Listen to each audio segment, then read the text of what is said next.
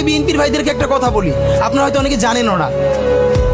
পৃথিবীতে দ্বিতীয় ইতিহাস আছে কিনা মান্না ভাই জানলে বলবেন, আমি ভাইয়ের কাছ থেকে শুনতে চাইবো।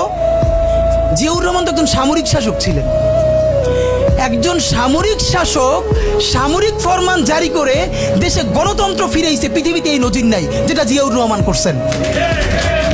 আপনারা কি জানেন এই যে জিয়াউর রহমান গণতন্ত্র ফিরাইলেন, যার মাধ্যমে আওয়ামী লীগও রাজনীতি করার সুযোগ পাইল বাকশালের পর, সেটা কিসের মধ্য দিয়ে? তখন তো সংসদ নাই, সংবিধান তো সংশোধনও করা যাইতেছিল না। কিসের মধ্য দিয়ে? জিয়াউর রহমানের সামরিক ফরমানের মধ্য দিয়ে।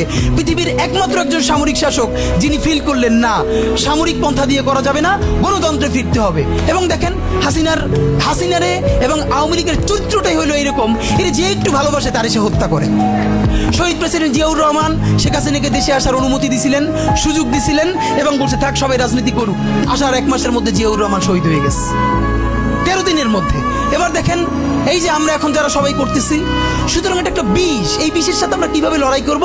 জাতীয় ঐক্যমত্য তৈরি করতে হবে।